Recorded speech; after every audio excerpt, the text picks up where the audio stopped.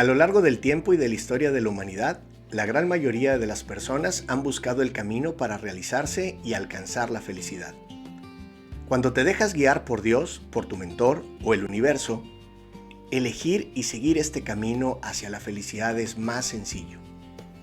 Tal vez nos ha pasado, como a nuestro invitado del día de hoy, que necesitamos recalcular un par de veces, ajustar algunas otras o dejarnos llevar por la guía de quien nos quiere bien.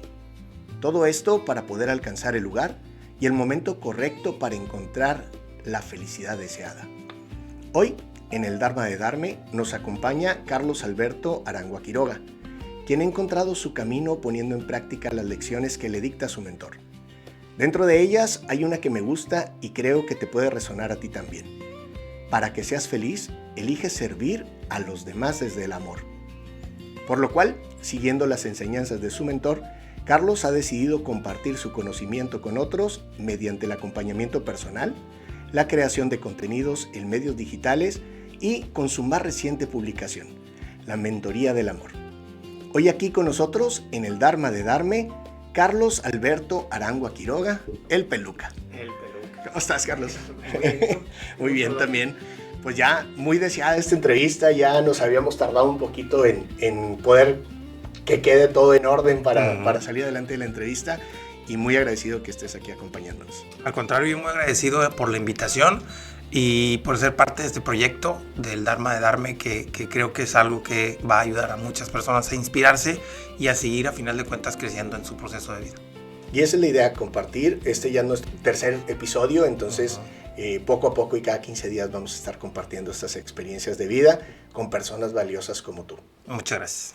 Y bueno, pues para que te conozcan un poquito, me gustaría ir haciendo un recuento desde un poco de tu niñez, cómo fue tu juventud, y llegar hasta lo que estás haciendo ahora, que es el tema de acompañamiento, autor de libros, que también quiero que nos presentes tu libro.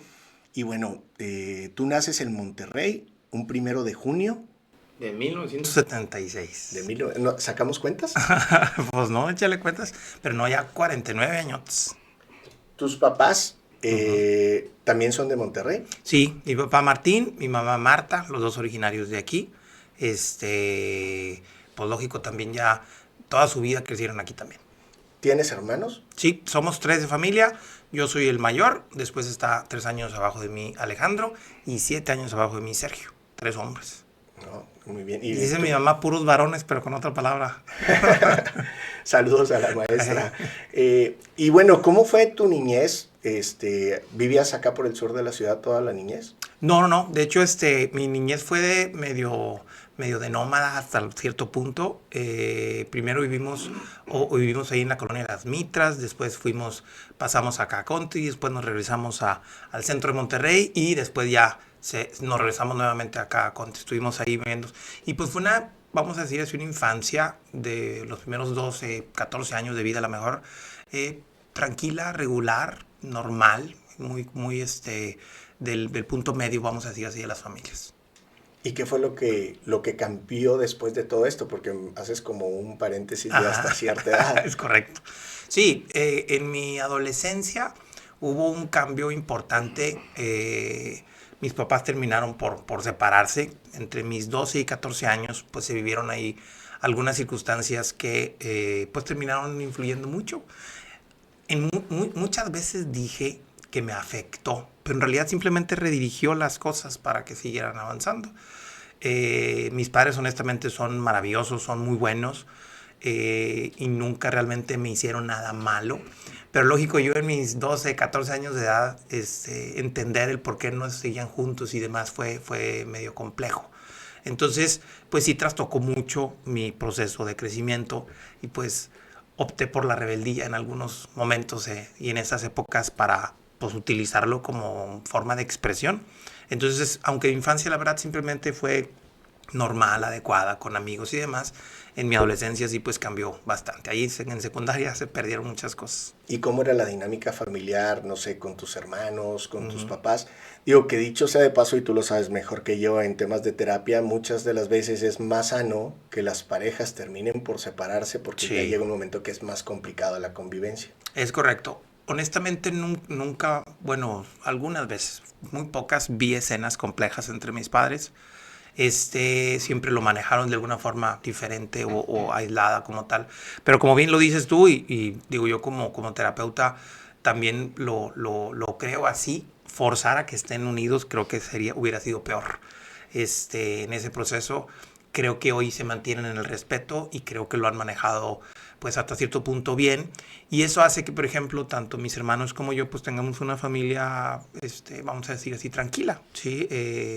Los tres estamos casados, con familia y demás, y creo que manejamos bien nuestros matrimonios, y aunque escuche medio extraño, creo que fue por el ejemplo que nos dieron mis papás al optar por separarse, porque a lo mejor si hubieran sido juntos, hubiera sido mucho choque y choque y choque. Entonces creo que a la larga fue lo mejor para todos. ¿Y tú cómo te sentías siendo el mayor?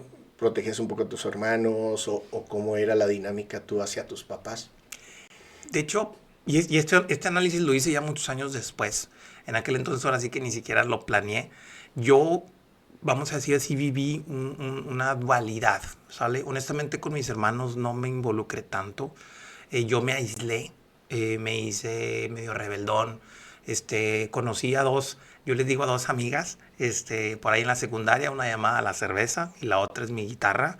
Y empecé a encontrarme, digo, la música siempre me ha gustado mucho, y empecé a enrolarme con personas que les gusta la música del heavy metal y demás. Entonces pues me aislé mucho, pero al mismo tiempo utilizaba un poco de manipulación para obtener cosas de mis papás, ¿sale? En el sentido de que no, pues que yo ocupo y es que tú no estás y cosas así por el estilo. Y aunque a lo mejor no hubo un reclamo y demás, muchos años después entendí que de alguna otra forma, sobre todo por parte de mi papá, y pues ahí te va el carro, y ahí te va la guitarra, y ahí te va esto, y yo dije, ay, aquí estoy a todo dar, ¿sí? Y utilizaba, vamos a decir así, ese beneficio como tal. El contacto con mis hermanos, la verdad es que al principio no fue tanto. Conforme fui creciendo, sí, la relación con mi hermano Alejandro al principio se fue dando mucho más porque a él también le gusta la música, y le apoyamos al mismo equipo, los Rayados igual, y el tercero se me hace que es adoptado porque ni lo metalero ni los Rayados ni nada, quién sabe dónde salió, y entonces no había tanto contacto. Incluso después de algunos años, mi hermano Sergio sí me reclamó que no me conocía. Decía, no, pues yo no te conozco. Sí, digo, ya platicaremos más adelante, pero pues lógico, ya después cuando me fui a estudiar al seminario y algunos otros aspectos que ahorita platicaremos, me dice mi hermano, yo no te conozco. Y estoy hablando que yo ya tenía 24 años cuando me dijo eso. Y entonces sí me aislé bastante. ¿Cuánto le llevas a él? Digo, porque 7. también tiene que ver mucho la diferencia de Sí, edad. 7 años. Sí. O sea, yo Ey, tenía 14 cuando mis papás se separaron, él tenía 7, y entonces pues yo era un adolescente que lo que quería era jugar fútbol y a tocar la música, aprender y demás, entonces convivencia con él casi no tuve. la rebeldía venía más por ese lado, con el tema de estar apartado, Sí, hacer música y qué tipo de música era. pues sí, ahí la música, a mí me gusta mucho la música ruidosa, metal. Incluso muchas veces se asombran de mis estilos y gustos musicales cuando ven a qué me dedico. Y dices, ¿cómo puedes hablar del amor propio si se oye esa música que parece que están mentando madres a todo lo que da? Y pues para mí simplemente son expresiones, son formas. La verdad es de que esa música a mí me ayuda a liberar, supongo, mucho de los corajes e incomprensiones que viví en mi adolescencia. Pero pues sí, sí soy metalero. Y eso lo trasladaste a tu vida también en esa parte, a hacer, no sé, ciertas cosas fuera de lo que pensaría un adolescente normal o no, por lo que decías que también encontraste la cerveza y Sí, no, encontraste. definitivamente. Y en aquella época era también de mucha más libertad. Entonces, era mucho más, libre, o sea, no teníamos tantas complicaciones. Hoy, por ejemplo, no puedes estar en la calle en las noches, de una forma, de fiesta como tal, ¿no? Porque pues hay las protecciones, las seguridades y demás que creo que también son buenas. Pero en aquel entonces andábamos toda la noche tomando por todos lados y pues sí, éramos medios pandillerillos de repente, porque a final de cuentas, digo, éramos un grupo social que éramos de familias, vamos a decir así, pues establecidas económicamente, tranquilos como tal, pero si éramos los niños rebeldes. Entonces todos vestidos de negro, pelo largo, siempre con esa cara de enojo, y cosas así, ¿no? Y entonces, íbamos a las tocadas en el centro de Monterrey y nos veían como los niños fresas, y estos huerquillos que venían como tal, ¿no? Y traíamos nosotros pues mejores ropas, mejores guitarras, mejores cosas y por el estilo y al principio se nos criticaba mucho en ese, pero pues ya andábamos en ese mundo. Muy divertido. Y luego llega un cambio en tu vida de alguna forma en donde entras a grupos de la iglesia. Ajá. Ese proceso de ir de estar toda la noche tomando, haciendo Ujú. música del chamuco, se pudiera El decir de chamuco, alguna sí. forma, y luego ahora entrar a los grupos de la iglesia, ¿cómo fue? Fíjate que cuando estábamos nosotros en la preparatoria, yo estaba en la preparatoria de la Garza Lagüera, sale con algún grupo de amigos, y otro grupo de amigos también de los metaleros estaban en el Colegio Regiomontano Country, que ahí es en donde yo estudié toda mi primaria. Entonces la línea religiosa siempre ha estado muy presente en mi familia, por parte de mis abuelos, sobre todo mi abuelita Pera, en paz descanse, y de mi mamá y demás. Y pues sí, practicábamos la religión de una forma, pues vamos a decir, muy tranquila, ¿no? Nunca fui en esa época muy participativo en ese juego. Pero a ese grupo de nuestros amigos que estaban en el Regio Country, los, pues no puedo decir los forzaron, pero era parte del mismo proceso como colegio religioso católico de hacer retiros. ¿Sale? Entonces hicieron un retiro de jóvenes, estoy hablando de preparatoria, primer semestre, segundo semestre, para formar un grupo en la iglesia de Corpus Christi, un grupo que se llamó o que se terminó llamando Éxodo. Y entonces, pues nos invitaron, dijeron, no, pues vamos, vamos, honestamente, con la excusa no de la religión, ¿sale? Porque dicen, no, mira, todas las chavas que vas a poder ir a conocer, ¿sí? Entonces, dijimos, pues vamos, ¿ok? Entonces, terminamos yendo a ese retiro, honestamente, más por hacer relajo y cosas así por el estilo, no por ir a conocer a Dios como tal. Decía un cura que el Señor se vale de todas las armas que tiene para Sí. poder acercar a su gente, no a su rebaño. Y me atrevo a decir que yo soy uno de esas muestras, porque por todos lados esos errores o circunstancias terminaron guiándome hasta donde estoy, ¿no? Y entonces pues entramos ahí, honestamente se hizo padre una convivencia, empecé a conocer también gente nueva. Eh, yo, por ejemplo, en la parte práctica del contacto con las mujeres no era tanto porque toda mi primaria y secundaria éramos puros hombres en el colegio. Entonces, hasta en preparatoria fue cuando empecé más o menos, y aparte puros hombres en mi casa, los primos, por ejemplo, o sea, mis primas, las mujeres, tampoco tenía tanta convivencia, entonces eran puros pelados por todos lados. Y entonces hasta la prepa fue cuando empecé a socializar un poquillo más. Y entonces, pues entre una y otra cosa, pues empezamos a ir más en el ámbito social de este grupo, pero pues lógico, a empezar a hablar acerca de Dios, ¿no? Y a tener actividades pastorales para ir a ciertos lugares de apoyo, que ahí fue donde empezó a cambiar también todo ese proceso, ¿no? Y en esta parte de la religión, de la espiritualidad, ¿tú eras espiritual o eras nada más, como bien dices, ibas a la bola o Uh-huh. qué era lo que te gustaba o qué te llamaba la atención de esos grupos? Lo que más me gustaba honestamente era siempre el proceso del servicio, el estar ayudando, haciendo cosas. Honestamente nunca he sido tan de rezar, ¿sí? Hoy sí me he convertido bastante a trabajar mucho más la espiritualidad, pero no tanto en los rezos. Por ejemplo, digo, y no digo que esté mal, al contrario, pero de plano yo no logro concentrarme con el rosario o con rezos de que la novena de 15 cosas por el estilo, o sea, me pierdo, no funciona. Sin embargo, con los procesos de contemplación, de espiritualidad, de libertad, de perdón y demás, lo disfruto mucho más, ¿no? Y creo que es la forma en que lo he ido practicando. Y la manera en que lo hago normalmente es cuando doy un servicio. Por eso he estado en coros o que yendo a asilos o yendo a orfanatos o cosas así por el estilo, era donde terminé más disfrutando de mi espiritualidad y de la vivencia de Dios en el compartir. Oye, ¿y cambió algo? No tanto de tu personalidad, pero yo creo que tu personal probablemente te ajustaste, pero en tu vestimenta, en el pelo o algo, cuando te acercaste, porque digo, yo no sé si te vi alguna vez en Corpus tocando, Uh-huh. pero sí se me haría como que alguien así metalero en el coro de la iglesia cantando Santo, Santo, como que era una imagen así media. Media chistosa, sí. La verdad es que no nos veíamos porque ahí en Corpus Christi el coro estaba medio escondidón, en un área ahí pues en una especie ahí de cuartito que se tenía. Pero no cambió la vestimenta. Sí, íbamos igual, siempre era pantalón de mezclilla negro con botas de casquillo, mis camisas. Las camisas a lo mejor empezaron a cambiar porque sí me empezaba a llevar las camisas que nos daban en los retiros y en los encuentros. Ya ves que era muy común ese tipo de cosas.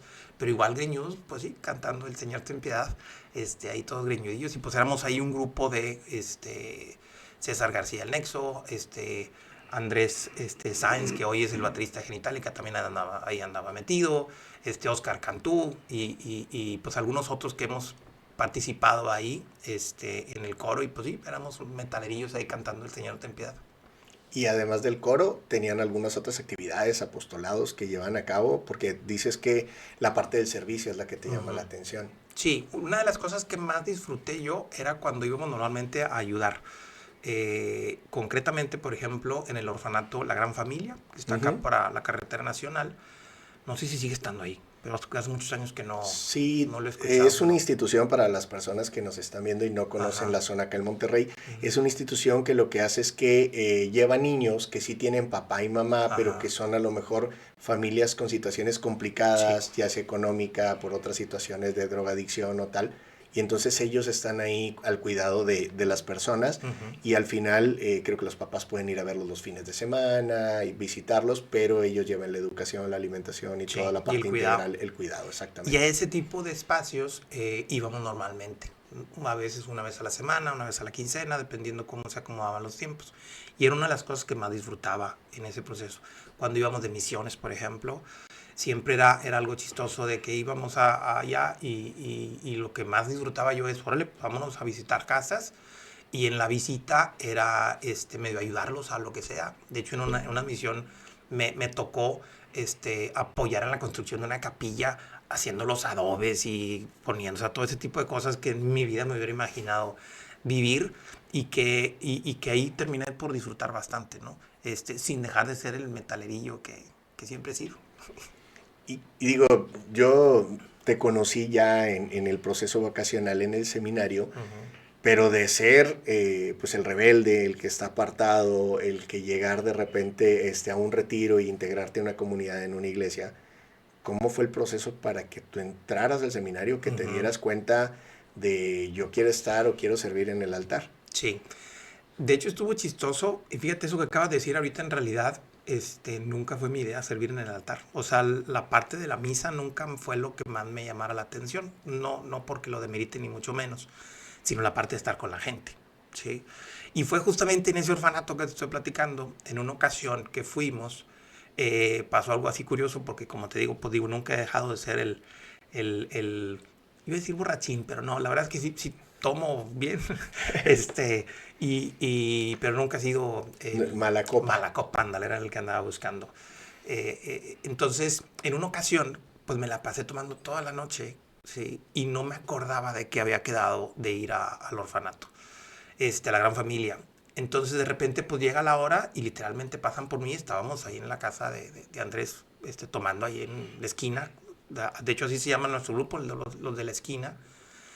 Y entonces de repente me dicen, oye, vámonos. Yo, caray, ni me acordaba. Y entonces, pues vámonos así, en vivo y todavía después de estar toda la noche tomando.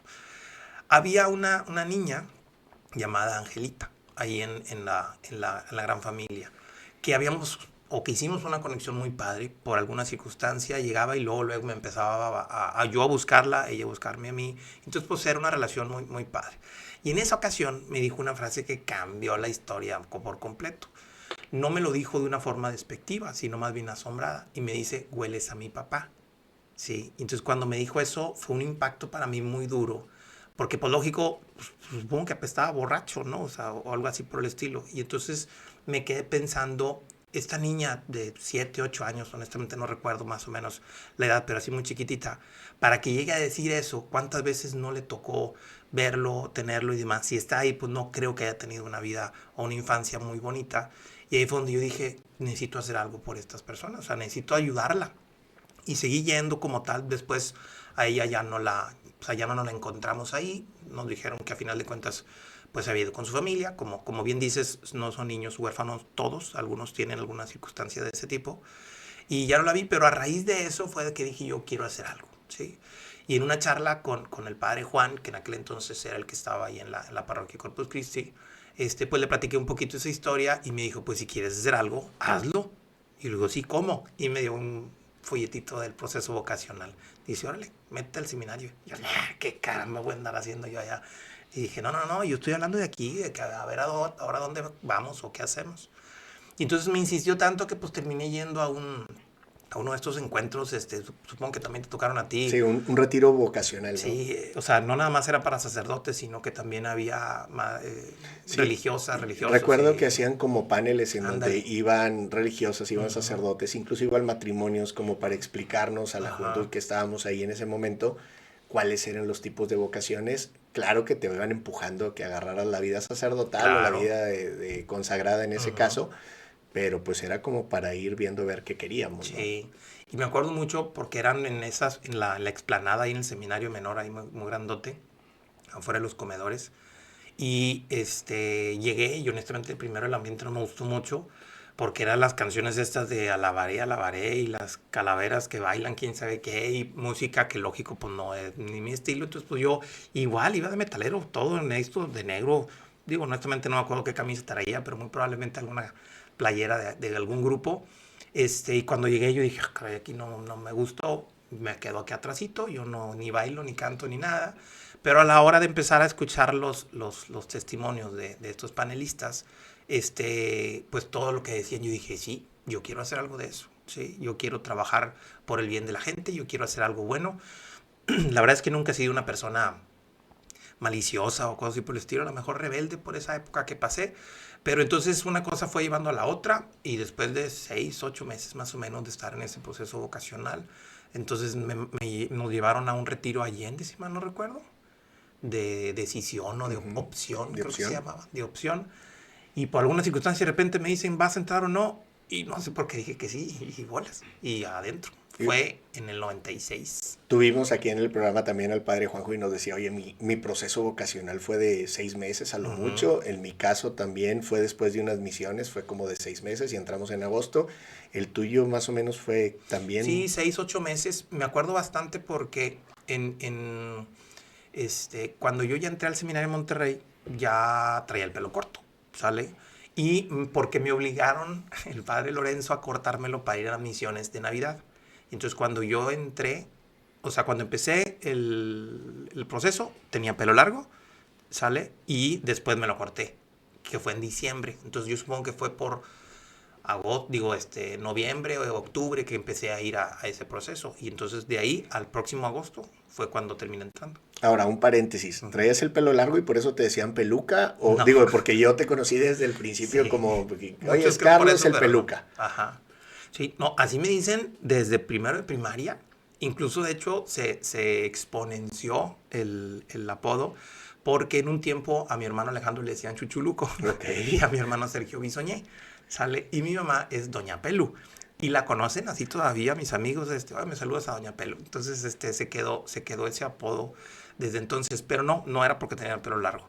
Cuando yo era chiquillo, en aquella época de los principios de los 80s, se utilizaba el clásico peinado de cazuela, ¿sí? Y entonces yo tenía el pelo muy liso, perdón, muy suavecito y delgadito y demás, entonces no había forma de peinarme. Por más que querían hacer un pelo para atrás, ahorita ya por el gel y cosas. Pero entonces lo que hacían las mamás en aquel entonces es todo a donde caiga y nomás le cortas para que pueda ver. Entonces, cuando yo caminaba y corría, haz de cuenta que parecía un casquito ahí, parecía un hongo con esos pelillos como tal. Y en su momento, pues empezaron a decir, mira, parece que trae peluca, y se quedó.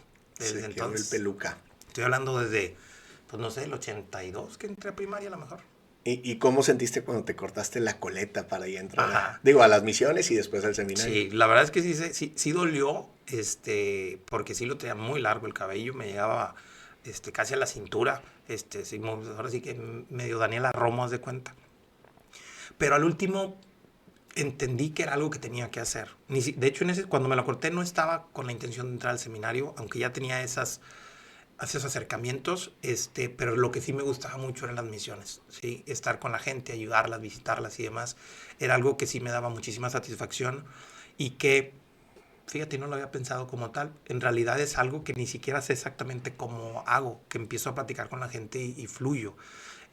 Pero de alguna otra forma entendí desde aquel entonces por qué me dedico a lo que me dedico hoy, ¿no? En donde fluyo con la información y darle servicio. Hay algo que de plano yo no sé cómo no hacer. Es que cuando yo veo a alguien, lo empiezo a analizar así, sin darme cuenta. Y empiezo entonces a empezar a identificar, mira Alejandro, esto, con esto y esto y esto, con este problema. Mira, si lo hace de esta forma, creo que se puede mejorar. Entonces, cuando estoy con alguien así, mi cabeza se pone a analizar las cosas y es alguna cosa que me da muchísima satisfacción, sobre todo cuando hago algo y a la gente le ayuda. Dentro de ese proceso, supongo, digo, en ese momento no lo identificabas, Uh-huh. pero tú decías, a través del sacerdocio yo voy a poder ayudar y llegar a más personas y poder Exacto. mejorar su vida. Uh-huh. No tanto por el ámbito de la misa, sino más por el ámbito de pastoral social y todo ese tipo de cosas. Yo la verdad entré al seminario porque pensé que los curas solo trabajaban el domingo, entonces dije va a ser muy padre tener toda la semana y después ya nos ha platicado el padre Juanjo que y varios curas que conocemos, varios sacerdotes que de alguna manera tienen muchas actividades y tienen que aprender y saber muchas cosas y es una preparación muy grande, son Uh-huh. creo 9, 10 años ya para llegar Nueve a años de sacerdotes. estudios formales y normalmente un año de servicio. Y entonces ya con eso ahora sí como que están más preparados para poder servir. Uh-huh. En tu caso, entras al seminario, por ejemplo, a nosotros en el Rosario, que éramos como de parroquias medio rivales que están al sur Ajá. de la ciudad, nos ponían y nos subían al altar, no nos daban así como la vestimenta ni nada, ya íbamos nosotros ataviados con la sotana y todo Uh-huh. esto y nos presentaban un poco en sociedad, veías ahí a la mamá llorando, Uh-huh. veías a las señoras aplaudiendo porque fuiste ¿cómo se llama? Estuviste con ella te dio catecismo, entonces pues es en un El orgullo orgullo. y a las chavas llorando, ¿verdad? Porque se les iban los galanes, bueno, En algunas. tu caso, quién En mi sabe. caso, quién sabe, pero había alguna. Entonces, en tu caso, ¿cómo fue la entrada? ¿Entraste tú? ¿Entró más gente? No, fíjate que esa vez fue un año atípico porque entramos 5, lo que no era muy común en una sola parroquia. Entramos 5. Está Eduardo Urdiales, Diego Martínez, Andrés García Toba, Julio Serrano y un servidor. Y no nos hicieron una presentación, pero nos hicieron algo peor. Bueno, no sé si peor o no. Pero había una chica que estaba encargada de algo de las cuestiones de la publicidad de este periódico, se llamaba La Silla Joven, ¿sí? Que era un suplemento ahí del área sur de Monterrey. Y entonces nos dijeron, oye, ¿qué te parece si le hacemos una entrevista? Y nosotros, no, no, no, no, no. Y se les ocurrió decir, si convencen al padre Lorenzo, sí. Pensamos que no iba a querer. Pues aceptó a la primera. Entonces nos hicieron una entrevista, fotografías y la página central ya ves que siempre ponen una imagen completita, pues ahí salimos en el periódico y esa fue la forma en que terminaron haciéndose las presentaciones. Estuvo chusco ese proceso. ¿Cómo fue el tema de las fotografías? ¿Cómo? Y también, digo, yo supongo que esto era también para alentar a más jóvenes Sí. a que entraran a este proceso vocacional y a servir a Uh-huh. través del sacerdocio, de la vocación consagrada. Sí, tuvo chusco porque para empezar, pues ya o sea, no nos sabíamos poner ni siquiera la banda, porque digo, pues, tú recordarás, pues es la sotana negra con la banda azul, y entonces, pues, oye, ¿cómo se pone esto? Y andábamos ahí medio experimentando. Ya a la hora de estar ahí haciendo ya la entrevista, pues digo, nos dieron una pequeña entrevista escrita y después fotografías, pues nos dice la chica, oye, ¿qué van a, pónganse ahí, por favor, pónganse en pose? Y entonces yo le digo yo, ¿cómo que en pose? Pues si no somos modelos, ni modo que nos pongamos así. Y entonces volteo yo hacia donde estábamos, poniéndome así como una especie de pose Modelando. modelando. Y entonces mis compañeros como tal se empiezan a reír, incluso me voltean a ver así como diciéndome, ay, idiota, pues no tomó la foto esa y esa es la que sale en mero en medio, en grandotote, en donde yo salgo así medio posando y los demás riéndose en el proceso y esa es la foto principal que sale en la edición. Sí, recuerdo que cuando llegaron, ya cuando íbamos a entrar al primer día del Ajá. curso, por ahí tengo creo que todavía autografiado Es que sí nos tiraron carrilla cuando entramos. Teníamos un compañero arriba de nosotros, Juan, también de la parroquia. Y pues él, muy entusiasmado porque iban a venir 5 de la misma parroquia, pues se llevó el periódico, ¿sale? Pero como bien te diste cuenta, la raza en el seminario no son tan santos como pensáramos como tal, pues es raza, es carrilla como tal. Y entonces nos hicieron una entrada triunfal como si fuéramos Un paseillo casi. artistas y todo, oh, sí es, ay, que no sé qué, aplausos y autografíamelo, por favor. Entonces nosotros no sabíamos ni qué rollo decir, pero ahí donde dijimos, ok, ya sé a dónde me estoy metiendo y con quién me estoy metiendo. Entonces sí estuvo medio chusco el proceso, que después pasó otra historia media chistosa porque nos empezaron a decir pistoleros también. ¿Sale? ¿Por qué? Por lo mismo que te digo, pues me gustaba mucho la cerveza. En las entrevistas, pues resulta que la mayoría de los 5 que entramos ahí éramos así. Y nos empezaron a decir pistoleros también. Entonces dije, oye, pura carrilla aquí entrando luego. De hecho, en algún momento una señora se me acercó en el Rosario y me decía, ¿tú eres de los pistoleros? Le dije, no sé de qué me está hablando, pero yo con esos tazos dorados no me Pues junto. no, hombre, no, ni lo hagas, No. por Sí, no, entonces pues se nos hizo ahí una fama ahí de borrachines y de artistas. Entonces, pues pues digo, como tú bien lo viviste, el ambiente social ahí en el seminario era muy variado. Había gente de todo tipo de tanto estrato económico, social, académico, de todo tipo. Pues era una miniselva, digo, no de guerra ni nada por el estilo, pero sí de carrilla, todo lo que da. No, y paréntesis, esos 2 años, el previo y el nuestro, Ujú. fueron 2 años en donde entramos alrededor, en cada generación, entre 90 y 120 Sí. personas. Y están divididas para que más o menos nos demos una idea en 6 divisiones. Y en Ujú. cada división duermen 20, 30 personas y Sí. están conviviendo y como tú bien dices, hay de todo, ¿no? Edades incluso también, ¿no? Y Recuerdo mucho convivimos o sea, nosotros teníamos 20 años cuando entramos como tal, yo estaba sí. más chico, Bueno, pero tú sí. más chiquillo, sí. Pero de repente convivir, por ejemplo, con Rachid, que lo recuerda bastante bien, y este canijo tenía 35 cosas así, entonces sí era una diferencia importante de edades. Sí, no, y había nosotros entramos a algo que se llamaba el curso especial, Ujú. pero había chavos que entraban desde primero de De prepa, prepa, y entonces hacían de primero, 14 15 segundo, años. y luego en medio nos mezclaban un poquito en la parte del curso especial, que eran los 3 años que era el seminario menor, que está Ujú. dividido en seminario menor, curso introductorio y seminario mayor, Seminario que es mayor. donde se ve filosofía y teología, ¿no? Sí. En este caso, bueno, pues hay que pasar todo el proceso. ¿Cómo fueron tus días en el seminario menor?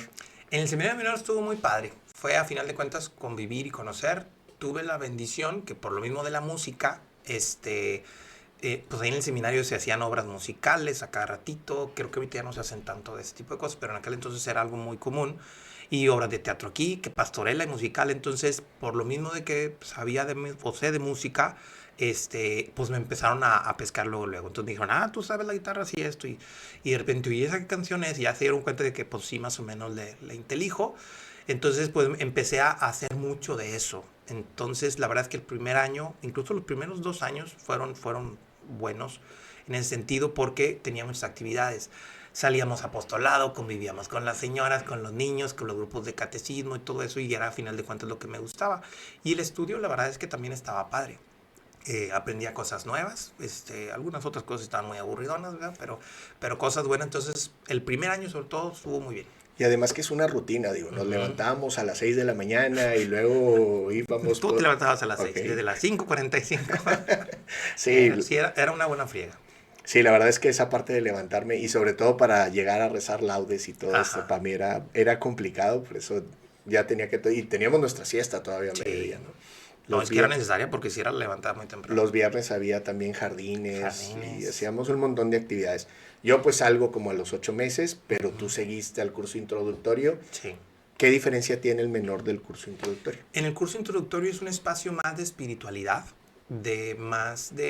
incluso de hecho no ves tanto a tu familia. En el seminario menor tenías la posibilidad de salir todos los domingos a tu casa, ¿ok?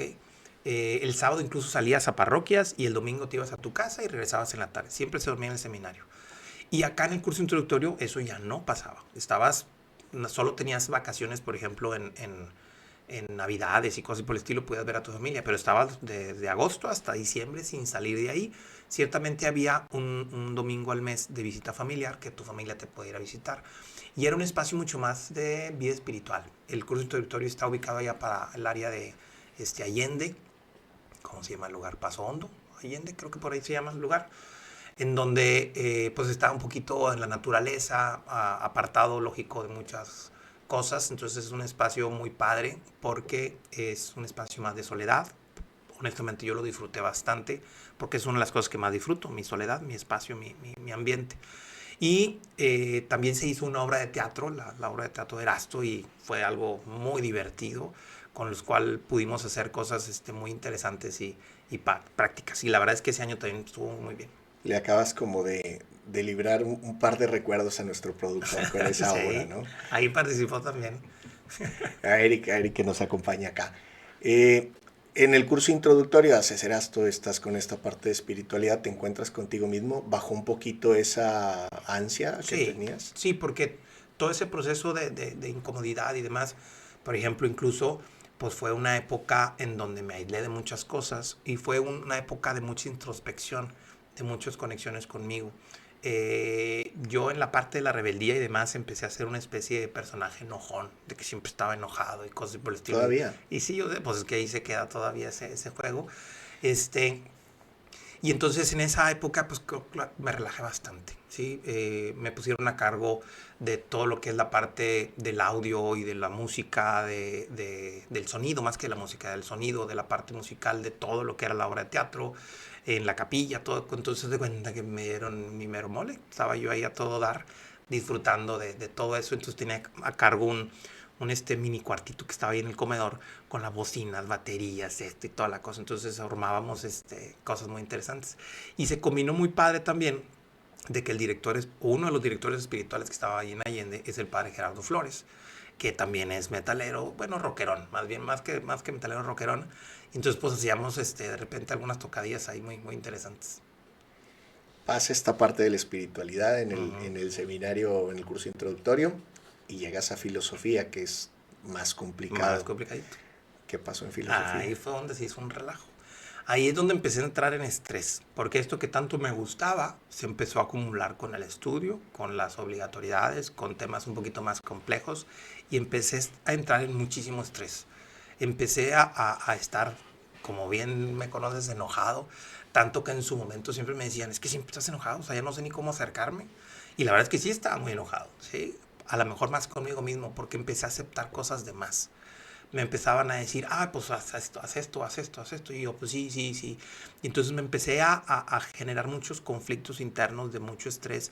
Y entonces estaba ya en un ambiente muy, no el ambiente irritable. O sea, yo estaba muy irritable en cualquier ambiente. Entonces estaba en el salón de clase enojado, y enojado, y enojado, y enojado. Y entonces empecé a bloquearme. Tanto que a los 6 meses de filosofía dije, es que ya no juego con esto, ya no quiero estar aquí y le renuncié o me salía el padre Gustavo Rodríguez, en aquel entonces el rector, hoy obispo de Oaxaca, ¿no? Obispo de De Oaxaca, Oaxaca, sí. y le dije, sí, ya no quiero nada, ya renuncio. Aunque no me dejó renunciar, ¿verdad? Pero ese fue el primer acercamiento del cuando me harté de todo el juego.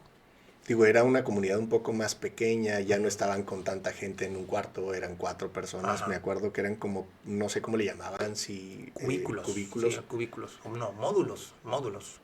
Era un espacio de cuatro personas, pero teníamos nuestro propio cuarto, un cuartito muy chiquito donde literalmente cabía, era un closet, una cama una cajonera, en donde, pues no sé, a lo mejor 3x3, a lo mejor 4x4 a lo mucho, y después eran baños comunitarios para los cuatro y un cuarto de estudio para los cuatro. Ya estaba mucho más así. Pues en mi cuarto era el único lugar en donde terminaba estando más tranquilo. Sí, porque siempre terminaba por estar enojado pareciera con el mundo y con la vida. Aunque creo que estaba más enojado conmigo mismo, ¿verdad? Y llegas con Monseñor Gustavo y le dices, pues sabes que hasta aquí. Ya estoy. Y cuál fue su respuesta? Primero se me quedó viendo o sea, yo sentí como si no le diera tanta importancia a lo que le estaba diciendo. Y me dice, ¿por qué quieres salirte? No, ya no aguanto, estoy muy enojado, estoy harto, ta, ta, ta. Me dice, ¿sabes qué? Vete a tu casa una semana. Y regresé en una semana. Sí. Y entonces cuando yo regreso ya, me fui a mi casa, estuve tranquilito. Cuando regresé a otra vez a la oficina, me había dejado todas las cosas ahí, no me había dado nada todavía. Cuando llegué con el padre Gustavo, me dice, ¿qué onda? Dice, no, vengo entonces ya nomás a salirme. Y me dice, ¿qué vas a hacer? Y yo, salirme, por eso. Pero si te vas de aquí, ¿qué ¿Qué vas a vas a hacer? hacer? La respuesta fue, en mi cabeza, un silencio horrible. Yo así, no sé, no tengo idea ni qué voy a hacer ni qué quiero. Lo único que quiero es no estar aquí. Más o menos cuántos años tenías ahí. Ahí fue 22, 22, 22 y medio, por ahí 23. más o menos, sí. Porque también salía a los 23, cuando a lo mejor tus compañeros de preparatoria y todo ya estaban terminando la carrera y tal. Ya están trabajando incluso todos. Porque igual en el seminario, sí al final creo que ahorita sí tienes logros académicos o te pueden dar un título, pero en Ujú. aquella época tenías que Nada. terminar completo filosofía y Ujú. todavía hacer unos cursos Revalidar muchos en la cursos. UDEM o no sé en Ujú. dónde y terminabas y ya tenías tu título, tú ibas Ujú. en primero. Sí, yo como tal no tenía nada. O sea, ya había estudiado 2 años y medio, pero no había... Bueno, sí nos dieron un documento en el seminario menor. Este... Ay, no recuerdo. Como un Ciencias y certificado o Humanidades. algo así. Ujú. Certificado en Ciencias y Humanidades, algo así se llamaba. Pero como tal no tenía nada. Entonces cuando me dice, ¿qué vas a hacer? Yo le dije, la verdad es que no sé. Y me dice, te ofrezco un trabajo. Yo decía, ah, caray. Me dice, sí, quiero que me ayudes, quiero que te vayas de magisterio. El magisterio es como una especie de servicio previo a ordenarse, en donde mandan a seminaristas o a algunas parroquias o al mismo seminario menor o a diferentes circunstancias. Y yo, magisterio, pero pues el magisterio se supone que ya es en segundo, tercero o incluso cuarto de teología. Yo ni siquiera he terminado el primer semestre de filosofía. Me dice, ¿lo quieres o no? Te voy a mandar. En aquel entonces primero me ofreció irme con el padre que estaba en el Rosario, que también es obispo, se me fue el nombre. Alonso Garza. Alonso, padre Loncho. Me dijo que estaba en algo de la curia, Ujú. en ese entonces, y me dice, te vas a ir con él como una especie de asistente. Vas a ser su chofer, vas a ser su mandadero, vas a ser esto como seminarista y lo vas a ayudar en sus misas, en lo que ocupe. Y yo sí, dice, y te vamos a pagar. Cuando me dijo, te vamos a pagar, yo dije, pues bueno, la verdad es que no sé ni qué voy a hacer ahorita. Y acepté como tal. Levanté el teléfono, bueno, pues nunca le terminó por contestar. Después de 10 minutitos le dije, para, ya me tengo que ir. ¿Sale? Avísame después, no sé qué quiero, déjame ir por mis cosas. Me dice, espérame tantito. Hace otra llamada, pero no me dijo a dónde. Hola, padre Javier, ¿cómo estás? Y empieza a hablar con un famoso padre Javier, que ahora lo quiero bastante, el padre Javier Serrano, Lozano Serrano, le mando un saludo. Y me dice, oye, fíjate que tengo un joven así, no sé qué. Dice, sí, yo sé que es de filosofía. Me estoy tratando de imaginar la plática que tuvieron y como diciendo, pero pues si es de filosofía, ¿cómo me lo vas a mandar de magisterio? Dice, ¿ocupas ayuda? Y yo, ta. Y entonces de repente tapa el micrófono del teléfono y entonces me dice, ¿aceptas el trabajo en una parroquia? Y yo así, ah, caray, no, pues igual y sí, perfecto. Es en Cadereyta. Y yo, hola, Cadereyta, ¿qué es eso? Pues, ¿Dónde no, queda? pues me acuerdo que es nomás allá donde está Pemex y la Plaza de Toros, que alguna vez fuimos de chiquillos y demás. Pero yo, Cadereyta, ¿dónde es? No, pues de aquí, más aquí adelantito. Y el último no sé ni por qué, pero terminé aceptando. Como bien dices tú, Dios obra de muchas formas misteriosas para eso. Y pues me fui y estuve todo un año trabajando allá en Cadereyta, en la parroquia del Sagrado Corazón de Jesús, en donde conocí gente maravillosa y estuve trabajando y recuperé lo que tanto quería, porque me fui al servicio. Me Llega, olvidé del estrés del estudio y de las presiones que estaba yo viviendo acá y me contacté con la gente. Llegué a una parroquia donde todavía ni siquiera era parroquia, era una capilla todavía. De hecho, cuando yo llegué 2 semanas después, les dieron el nombramiento de parroquia.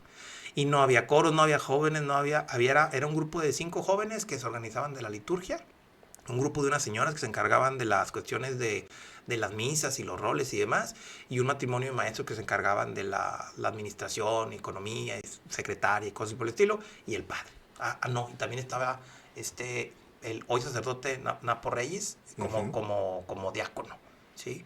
Y entonces me mandaron ahí, me pusieron a trabajar, y no, pues en mi mera mole otra vez, órale, necesito que me ayudes a conseguir jóvenes, necesito que hagas coros, necesito que me ayudes a hacer el lineamiento para los ministros estatales de comunión porque no hay y los que están aquí pues ni siquiera saben qué hacer, entonces haz de cuenta que es construir todo y Decía, me la pasé genial. decías hace rato que no te gustaba el tema de la misa, ¿cómo andabas en liturgia?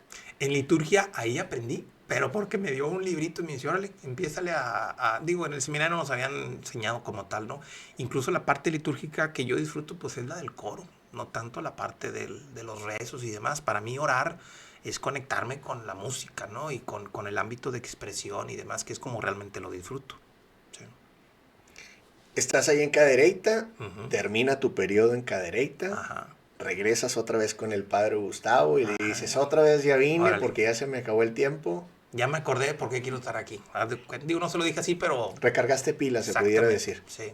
¿Qué pasó después? Se perdió otra vez el juego. Igualito. Entré otra vez en el estrés, no lo supe manejar y demás, estuve todo chueco. Terminé el primer año de filosofía y ahora sí elegí el par. ¿Sabes qué? Ya no puedo. Sigo otra vez igual de enojado, sigo igual de tenso, sigo igual de estresado, de ansioso, como lo quieras llamar, pero ya no quiero. Este juego ya no me gustó. Y ahí el par de Tavo dijo, ok, a darle.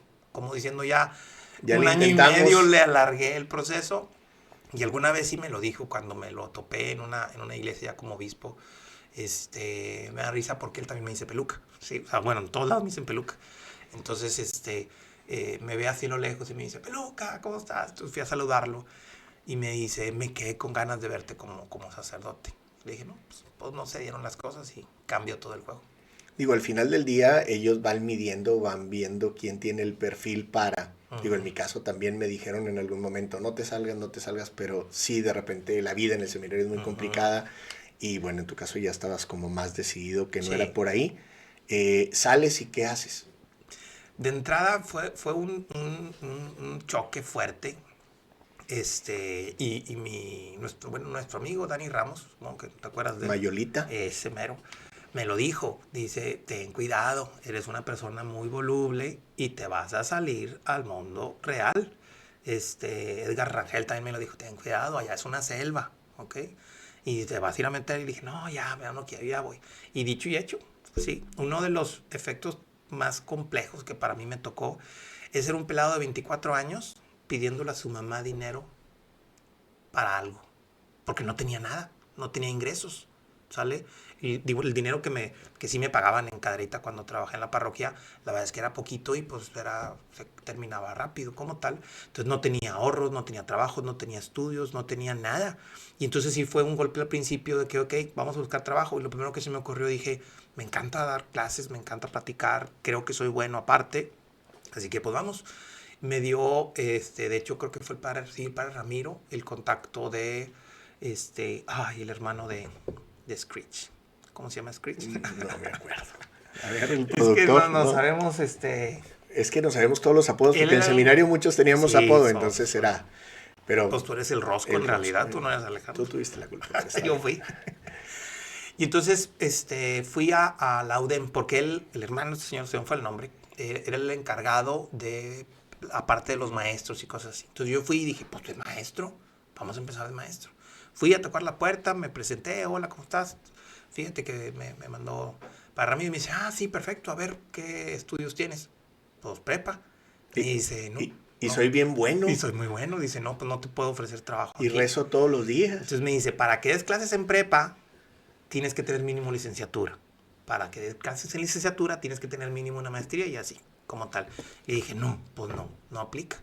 Y entonces empecé a bailar. Dije, ¿y ahora qué voy a trabajar? ¿Qué voy a hacer? Empecé a buscar trabajo, pero realmente pues no había nada de lo que yo terminaba por hacer o gustarme. En una de esas, pues digo, como todas o la mayoría de las mamás, empieza a ayudarme ella también un poquito con personas que conocía y me consigue un trabajo en un banco, ¿sí? Y me dice, oye, pues ¿sabes qué? Hay una amiga ella está en recursos humanos en este banco, y pues te puede dar trabajo. Y yo así, ¿y en el banco? ¿Qué voy a hacer? Dice, ¿en las cajas? Y yo, caray. Pues dije, ¿sabes qué? Mira, ya, lo que sea. Yo necesito empezar a trabajar, necesito empezar a tener dinero. Porque dicho de paso, ya tenía novia en ese entonces, luego.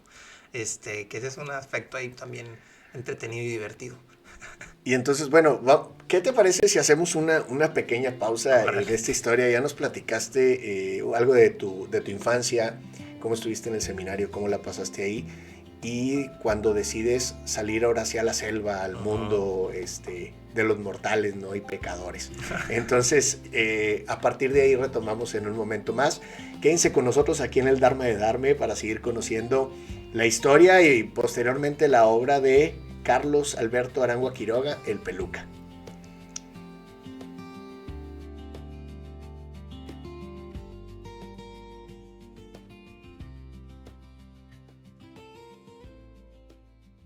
Señoras y señores, les presento la sucursal de Gafas To Go en San Nicolás de los Garza. recién remodelada, y lo mejor de todo esto es que tenemos nuevos armazones de las mejores marcas y los esperamos porque también tenemos super descuentos para toda la familia. Encuentra armazones para caballero, para dama y para niño. Y lo mejor de todo esto es que aquí mismo te puedes hacer el examen de la vista. Si es necesario que ya estés cambiando tu graduación o quieres verificar que también andas con la vista, aquí lo puedes hacer. Encuentra el armazón ideal y disfruta de esta sucursal de Rómulo Garza que tiene increíbles promociones para ti en Gafas To Go.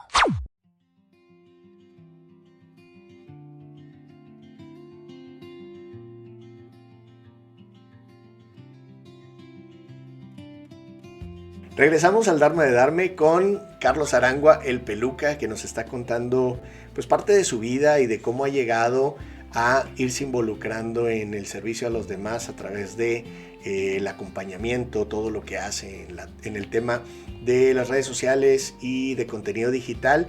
Y pues más adelante nos va a presentar el libro de la mentoría del amor. Pero nos quedamos haciendo un pequeño resumen de lo que nos has platicado.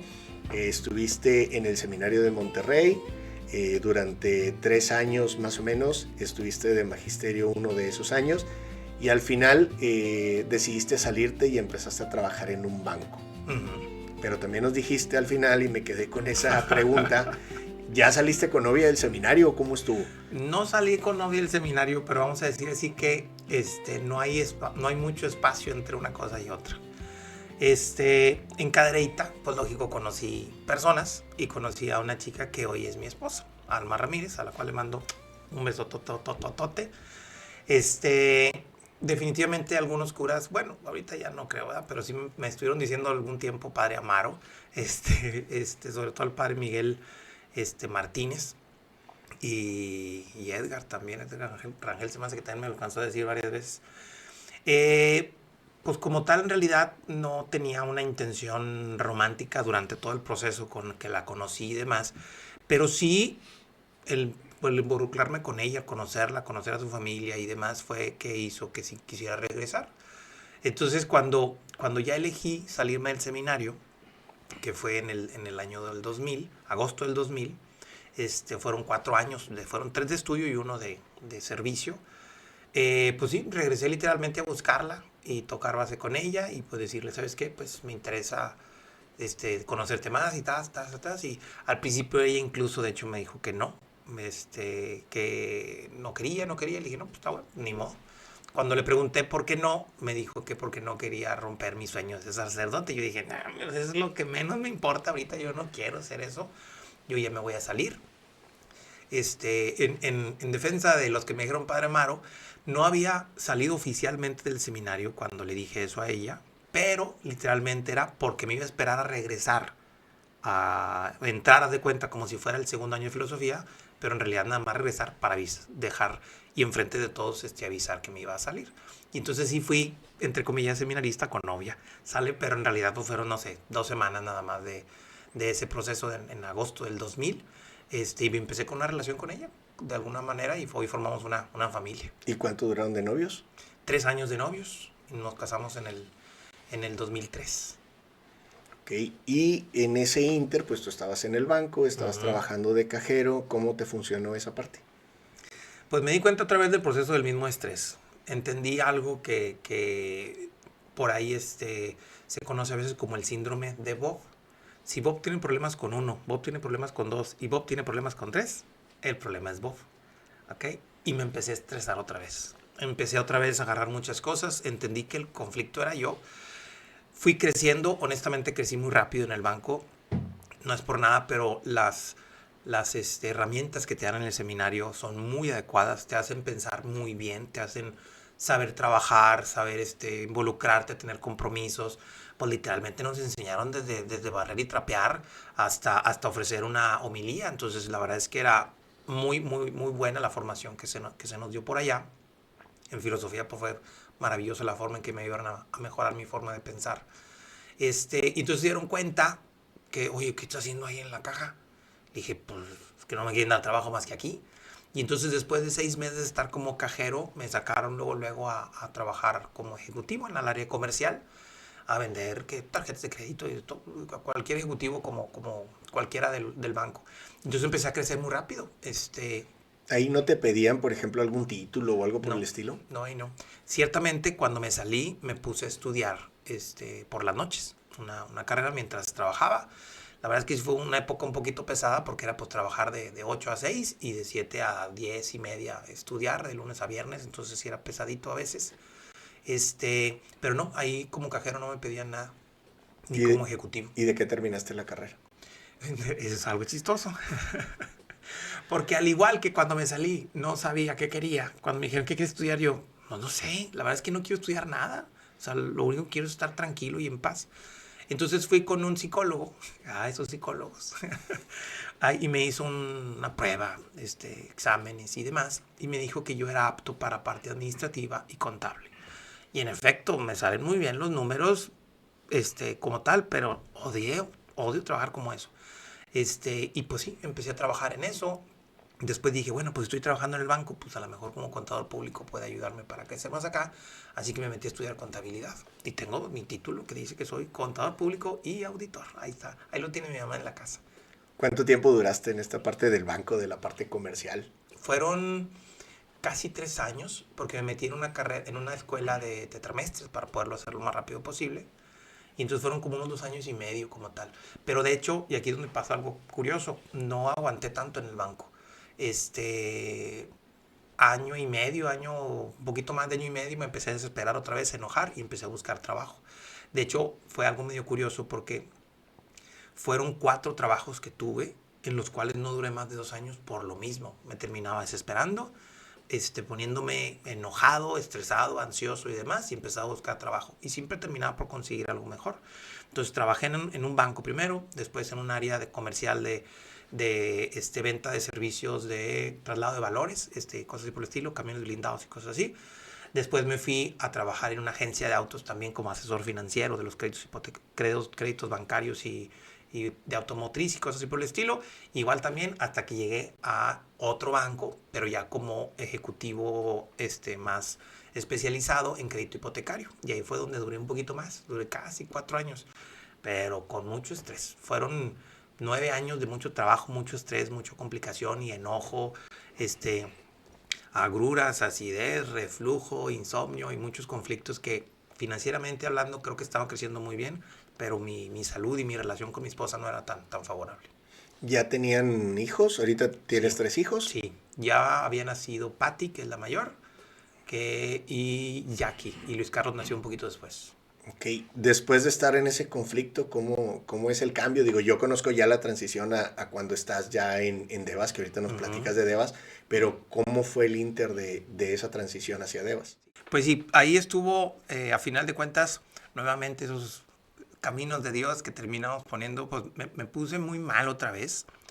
En este último espacio no fueron 2 años como en los anteriores trabajos, ahí duré casi 4 años, pero igual estresado, enojado, tuve muchos conflictos físicos de acidez, de agruras, reflujo y demás, tanto así que se me dañó el famoso píloro, la valvulita aquí que tenemos, que entonces empecé a tener mucho reflujo. En una noche muy compleja para mí, de repente se me regresó todo el proceso, por ahí se dice broncoaspirado, ¿sale? Entonces, de repente estaba en la noche dormido y me empecé a ahogar sin darme cuenta qué era lo que estaba pasando. Bendito Dios, pude reaccionar, me levanté y, pues, lógico, terminé por vomitar, ¿no? Entonces fue una sensación muy compleja. Ahí fue donde dije, ah, caray, si hay un problemita. Fui a checarme con médico y empezaron a hacer todas las revisiones correspondientes. Me dijeron, ¿sabes qué? Padeces de reflujo, tienes el píloro no funciona adecuadamente y tienes una hernia yatal. Entonces cuando me dijeron eso, yo dije, ¿y eso qué significa? Me dice, te tienes que operar. Te tenemos que hacer una operación, poner una válvula esofagogástrica de no sé qué cosas, componer una cosa por el estilo. Y me iban a cambiar completamente la alimentación. Gracias a Dios, soy bien collón para muchas cosas en específico. Y opté a final de cuentas por decir, ¿sabes qué? Esto está mal, no me gusta, no me gusta, no me gusta, no me quiero operar, no me quiero operar. Empecé a detener todos esos procesos y me empezó a ir muy mal en el trabajo. Porque caí en un estrés interno muy fuerte en donde yo dije, ya, no quiero, no quiero, no quiero. Me empezó a ir muy mal en el trabajo, tan mal que de repente dijeron, ¿sabes qué, Carlos? Ya no está funcionando esto. No me sirve, no nos está sirviendo, no está funcionando este juego. Tenía un jefe en aquel entonces muy tenso. Yo nunca he sido una persona que le guste presionar de una forma muy agresiva y él sí lo era. Entonces él me presionaba muy fuerte a mí, pero yo aguantaba esa presión y la canalizaba de una forma más amable con las personas que estaban abajo de mí. Y entonces yo creo que eso fue lo que terminó por llevarme a tronar, ¿sí? Entonces cuando me dijeron eso, que me dijeron que tenían que calmarle, calmé muchas cosas, pero mi trabajo también se fue a pique. Así que de plano en noviembre del 2009 me despidieron. Y aunque se escuche medio extraño, fue lo mejor que me pudo haber pasado en la vida. Me despidieron del banco en aquel entonces, en noviembre del 2009, y ahí fue donde dije, es que ya no quiero. No quiero este juego. Y en noviembre del 2009 empecé a hacer algo nuevo y diferente. Puse un restaurante de música, de comidas, de almuerzos y taquitos mañaneros. Me acuerdo haber ido un par de veces. Ajá. Estaba allá, yo trabajaba en Mave, que está en Miguel Ujú. Alemán, y todavía creo que por Apodaca, por aquel lado, Sí. me tocó estar. Estabas tú y estaban tus hermanos. Los tres participábamos, pero mis hermanos más que otra cosa como apoyo financiero, como socios, y yo era el encargado de todo, tacos los carnales, que todavía la tengo ahí como una asignación ahí pendiente, porque en realidad siempre me gustó mucho tener ese negocio. Fue nomás un año, porque se vinieron algunos otros ajustes que ahorita platicaremos, y aparte era la época de la violencia aquí en Nuevo León, donde estaba muy complicado. Y en el local en donde yo estaba, muy cerquita, empezaron a haber muchos eventos de pedida de cuotas y cosas por el estilo. Y de repente, cuando me dijeron, te toca renovar contratos, dije, ¿sabes qué? Ahorita prefiero echarme para atrás y dejarlo. ¿Sí? Entonces fue un año que estuvimos nada más ahí trabajando en Tacos Los Carnales. Y después de Tacos Los Carnales, ahora sí viene el proceso de Devas. ¿Cómo entraste a Devas? Y explícanos qué es, porque digo, lo he mencionado un par de veces. Porque yo me acuerdo que tú me decías, no, es que estoy en algo de terapeuta floral y tal. Y yo decía, pues te machaca las flores y te da a desayunar y comer eso. Pero no lo entendía al 100%. ¿Cómo fue ese proceso a llegar a Devas? Estuvo chistoso porque Devas es una sociedad de terapeutas florales. Es el nombre, es un grupo de personas que utilizan una terapia alternativa llamada flores de Bach, creadas por el doctor Edward Bach, principios del siglo pasado. Y cuando yo estaba en los tacos todavía, al final del ámbito de los tacos, mi mamá siempre ha gustado de ese tipo de temas de ayuda y de tener herramientas para ayudar a las personas y cosas así. Entonces empezó a estudiar esas famosas flores de Bach. Como yo estaba en los taquitos, eran las mañanas, yo para las 1:30, 2 de la tarde ya estaba libre, porque en realidad era trabajo nada más de almuerzos. Y tenía hasta cierto punto tiempo libre en las tardes. De repente mi mamá me dice, oye, fíjate, quiero que me ayudes con algo, quiero que me ayudes a revisar una información, para ver si es bueno o no abrir una sucursal de Devas, que originalmente es de Guadalajara, pero aquí en Monterrey. Y le dije, ok, pues está bien, pues a ver qué libro es. Me dice, no, es un curso. Le dije, espérate, pero yo no quiero estudiar eso. ¿Qué es? ¿A qué horas? ¿Cuándo? ¿Dónde? No, pues es así, aquí. Ya te inscribí, ya está pagado. Llega, el viernes empiezas. Y yo así, qué caramba. Digo, tú conoces a mi mamá. Sí, no No da muchas opciones. No hay muchas opciones de decirle que no en muchos aspectos. Una maravillosa mujer. Y entonces, pues me mete ahí, ¿sí? De una forma curiosa y chistosa. En todo el tiempo que yo estuve en Tacos Los Carnales, pues ya no fui greñudo, fui lo opuesto a eso. Porque no me gustaba usar las cofias. ¿Sí? Esas mallitas que se ponen en el cabello para evitar que un cabello caiga a la comida y demás. Entonces me rapé. Entonces andaba pelón completamente. ¿Sí? Entonces imagínate, porque yo nunca he dejado de usar mis camisas y de usar mis botas de casquillo y cosas así. Entonces imagínate, ¿sí? Un grupo de señoras estudiando flores de Bach, terapia de cómo ayudar a las personas a trabajar con sus emociones y demás. Y llega un pelado con camisa metalera, pelón, a eso, ¿no? Y entonces, pues sí fue un impacto ahí medio curioso en ese proceso. Y ahí así fue como conocí a Devas y a las flores de Bach. Pasa algo curioso. Yo literalmente iba nada más para ver si eso era factible y no era fraude o no era cosas así raras. Y que mi mamá pusiera eso, no yo. ¿Sí? Pero al encontrarme con la filosofía de Edward Bach, retomé otra vez lo que siempre había querido. Fueron 9 años de puro estrés, donde no estaba ayudando a nadie. Estaba pues trabajando en cosas así por el estilo. Y cuando yo vi a Edward Bass, su filosofía de vida, todo lo que él terminó por hacer, dije yo, es que yo quiero hacer eso. Eso es lo que siempre he querido hacer. Como que se me había olvidado. Y entonces, eso ya fue, como te dije, fue en el 2010, un año después de que me salí del banco, bueno, me salieron del banco, fue que toqué base con él. Entonces empecé a estudiar, empecé a leer, me metí mucho a estudiar la filosofía de Edward Bach y dije, no, es que esto es lo que quiero hacer. Esto es lo que quiero ofrecerle al mundo. Quiero ayudar a las personas. Siempre lo había querido hacer desde Angelita en aquel entonces, pero por alguna circunstancia me había perdido, ¿sí? Entonces fueron casi 10 años de que me perdí. Y cuando mi mamá dijo, quiero poner Devas, estaba junto con otras 2 señoras que se supone que iban a ponerlo, pero las otras 2 señoras estaban muy indecisas. Entonces me dice mi mamá, es que no sé cómo le voy a hacer, sola no me lo quiero aventar. Y le dije, ¿y si te ayudo? Y empezó el ajuste, ¿sí?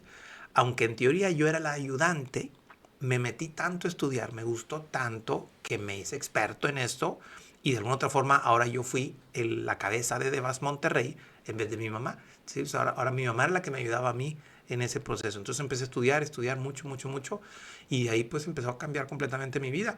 Hoy ya tengo 15 años con esto. Ahora sí que es lo único que he durado tanto tiempo haciendo cosas que me gustan. A ver, pero tú eras contador cuando llegaban por ahí Sí. a las sesiones y te decían, oye, Ajá. ¿usted qué estudió? Y que tú le decías, oye, pues soy contador. ¿Cuál era la reacción que tenían las personas que están contigo, no? Como tal, de hecho, no les decía que era contador, les decía soy terapeuta floral. Ok. La ventaja de Deva Sociedad de Terapeutas Florales es que tiene las certificaciones por parte de la Secretaría del Trabajo para ofrecer un documento que te ayude como aval. Ciertamente lo único que yo en aquel entonces no podía decir es que yo ofrecía terapia psicológica, sino simplemente yo ofrezco terapia floral. Entonces yo me presentaba como terapeuta floral. El asunto era que me decían, ¿entonces eres psicólogo? Y yo así, no, soy terapeuta floral y con esa bandera estuve algún tiempito. Pero al último me di cuenta que al empezar a ayudar a las personas a escucharlas, al principio lo hacía de una forma mucho más empírica. La realidad es de que sí, pues Dios me otorgó esa don de escucha y de cierta consejería como tal. Y me di cuenta que me faltaban muchas herramientas. Cuando era un problema de una señora menopáusica, todo estaba bien. Pero de repente llegaba alguien, oye, ¿sabes qué? Pues que pasó esto en mi infancia, un abuso, y órale, ya con temas más complejos en donde dije, ¿sabes qué? No estoy preparado para esto. Así que empecé a buscar, a ponerme a estudiar. Entonces me metí a buscar primero la licenciatura en la psicología.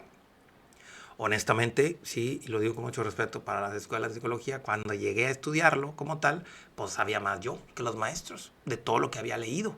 Simplemente no tenía ningún papel de todo lo que me enseñaron en el seminario, todo lo que fui aprendiendo por mí mismo. En la terapia floral, lógico, me puse a leer muchos libros. Yo dije, no voy a funcionar, o sea, voy a tardar demasiado para tener el título de psicólogo y poder decir que sí soy psicólogo. Y después me di cuenta que no me iban a enseñar en la licenciatura de psicología a dar terapia. Entonces me pasé a un paso adicional. Me salí de la licenciatura de psicología y fui a estudiar una maestría en psicoterapia breve sistémica con enfoque en soluciones, que es el título que tiene esta maestría, en donde ahí sí aprendí muchas herramientas terapéuticas ya en forma, ¿no? ¿Y qué diferencia tenía lo que habías estado viendo de Edward Bach con su filosofía con esto nuevo que ibas a aprender? ¿Cómo empató? Sí, de hecho no son tan diferentes. La psicología que utilizo es basada en Milton Erickson. Milton Erickson es el padre de la hipnoterapia en muchos aspectos, en la terapia breve, incluso la PNL está basado mucho en lo que él hizo. Y él menciona cosas muy similares. Cuando yo lo estaba estudiando, yo le decía, pues es lo que dice Edward Bach. Edward Bach dice, tú tienes en tu corazón, en tu alma, ciertos mandatos que te indican cómo ser feliz. Solo tienes que seguirlos, aprender a escucharlos y ya. Y Milton Erickson dice, nuestro trabajo como terapeutas es ayudarle a la persona que encuentre en su corazón los recursos para resolver las cosas. Y yo así, pues son palabras diferentes, pero es la misma historia, es la misma idea.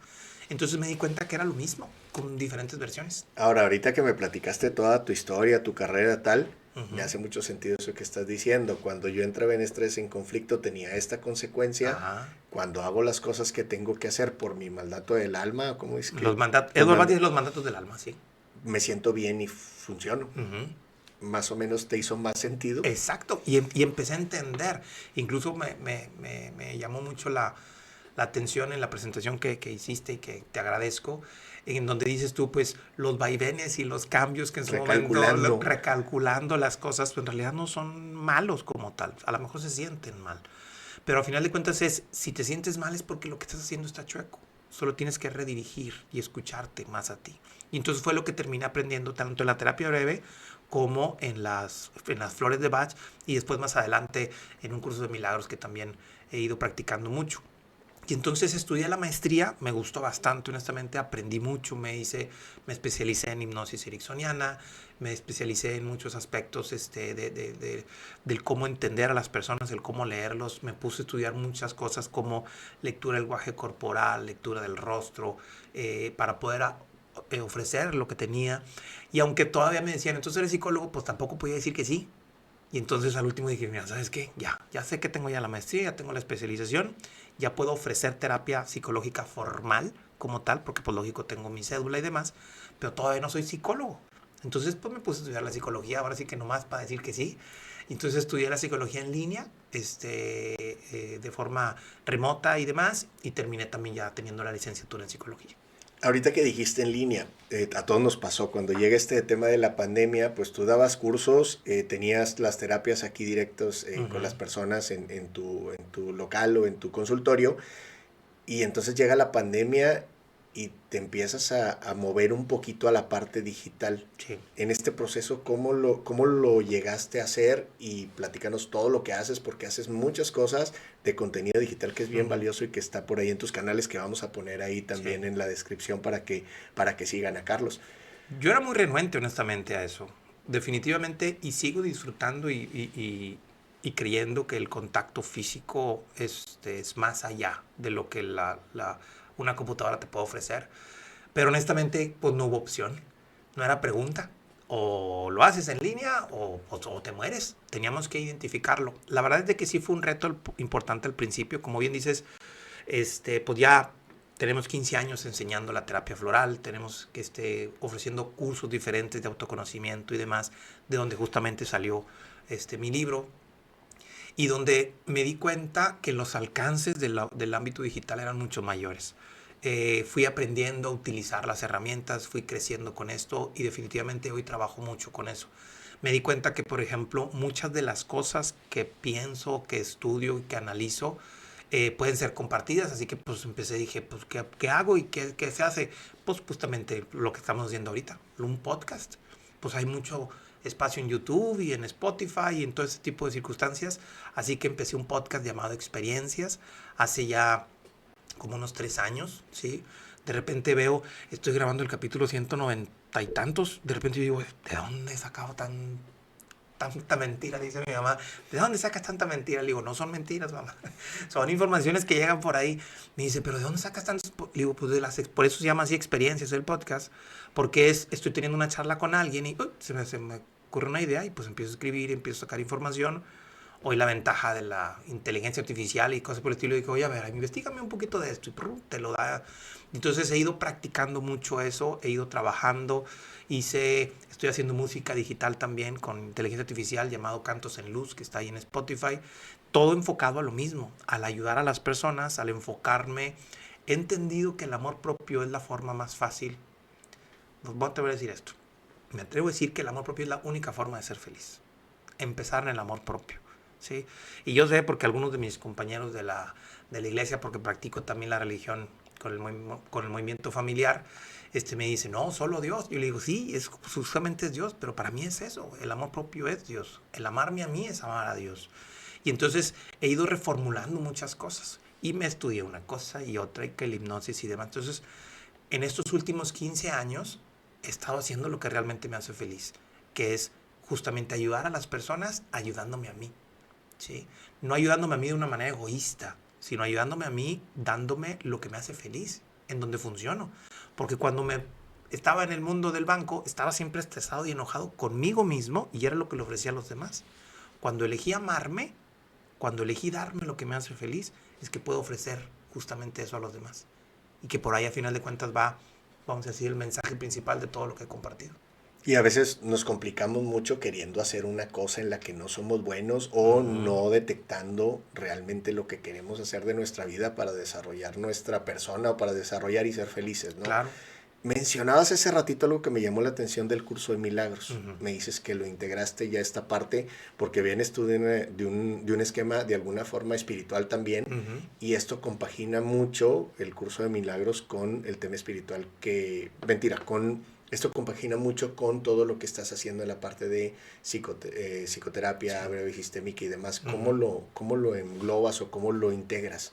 En estos ámbitos de estos últimos 15 años siempre he estado estudiando algo más. O sea, me gusta mucho estudiar, me gusta mucho aprender.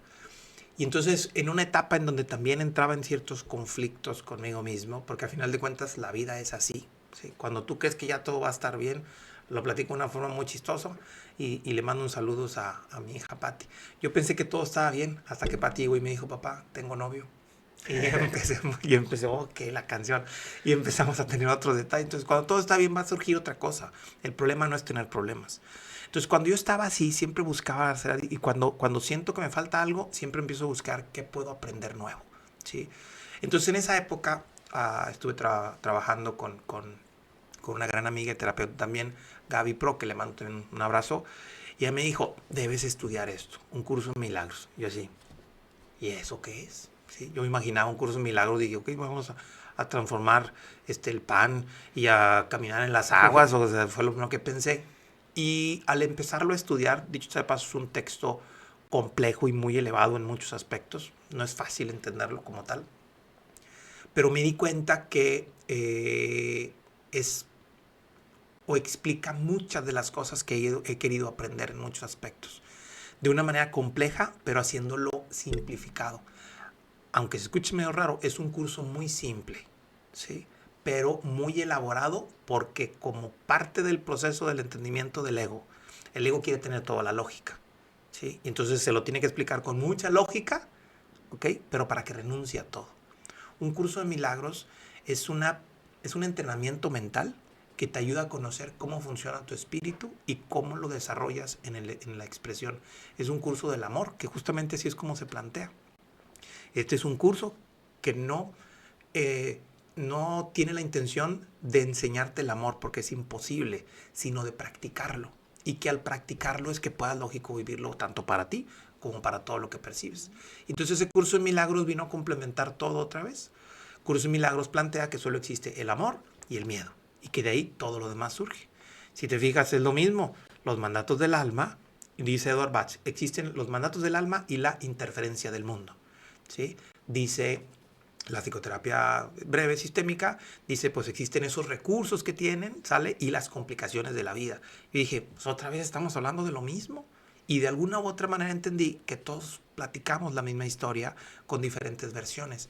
Existe una voz que te conduce al amor y otra voz que te conduce al miedo, ¿sí? Y entender esas dos voces y elegir el amor sobre de todo es justamente lo que toca. Ahora, y quiero presentarles este libro que se llama La Mentoría del Amor, que es un manual, se pudiera decir, un Sí, curso, es un taller, sí. un taller para llevarse a cabo. ¿Cómo llegaste hilando estos tres o estas experiencias que bien nos platicas?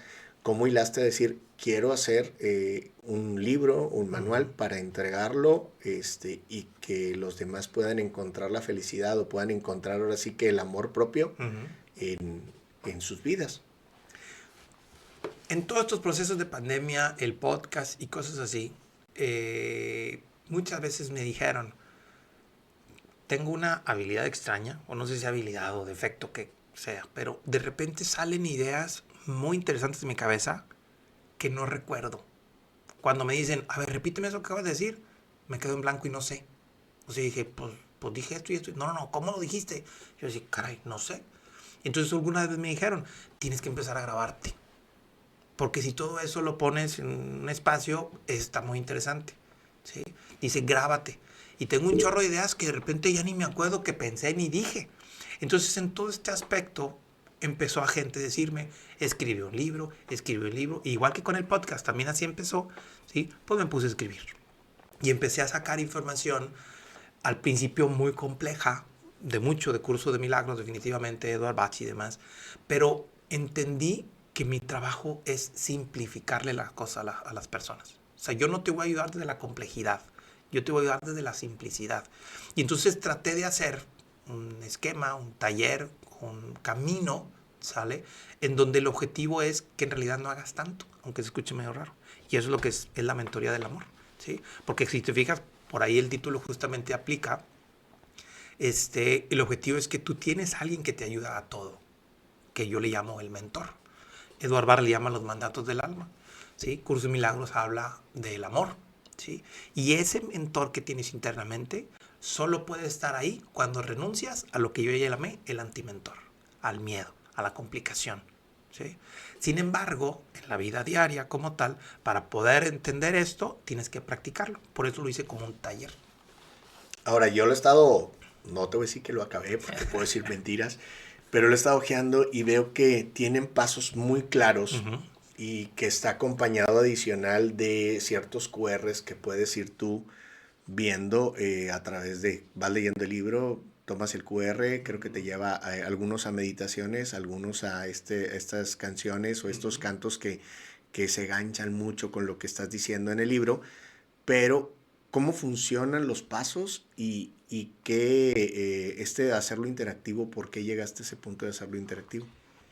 De entrada porque cuando yo leía Curso de Milagros, cuando leía la Biblia incluso, cuando leía cualquier cosa, yo decía, pues aquí está la respuesta. ¿Por qué no lo puedo hacer? ¿Por qué? Pues si aquí dice, pícale a este botón y todo se soluciona. ¿Por qué no lo hago? Pues porque no le he picado. No lo he hecho. Y entonces todas las ideas que traemos todos en la cabeza no se solucionan porque están ahí, solo en la cabeza. Entonces yo entendí que tenemos que hacer para que se hagan los cambios. Cuando empecé a escribir el libro, primero de hecho era más largo de lo que ahorita es, porque explicaba muchas cosas y entendí, dije, no, pues si lo quiero hacer simple, el objetivo es que no tenga tanto, ¿sí? Que sea muchísimo más corto. Son 120 hojas. Son 120 hojas nada más. En realidad el libro es hasta cierto punto cortito. Entonces yo dije, ¿cómo le puedo hacer a las personas para que realmente hagan una meditación? Para que realmente validen la información. Y dije yo, pues con un video. ¿Sí? Entonces tengo grabadas meditaciones guiadas. Y yo dije, con la música es más fácil que lo escuchen. Las personas a lo mejor no se saben tal cosa, pero le pones una canción y se la aprenden luego. Entonces dije yo, puedo crear la bendición de la inteligencia artificial. Hoy al menos a mí me ha ayudado mucho.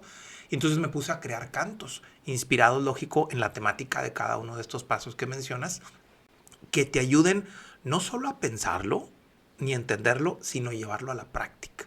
Que ese es el objetivo de la mentoría, que lleves esto a la práctica a través de estos 7 pasos que ahorita te platico. La verdad es que sí está muy interesante. Creo que esto, de aquí, por ejemplo, aquí vienen los QRs, lo puedes ir viendo. Creo que esta idea te la dio tu hija, ¿no? Sí, porque platicando yo con ellas, de hecho, le decía, no, pues es que, ¿cómo les pongo un video? ¿Sí? ¿Cómo le digo? Sí, métete aquí, pues es un libro, no le pueden picar, ¿verdad? Entonces me dice, papá, pues ponle un código. Con un código QR, lo leen en el teléfono y los lleva directamente a donde tú quieras. Yo sí, caray, tengo razón. Y entonces llené de códigos QR por todos lados. Son, a final de cuentas, 13 canciones. Son 7 meditaciones aparte, con las cuales te van a ir acompañando, no nada más en la parte del entendimiento de esto, sino en la parte de llevarlo a la práctica.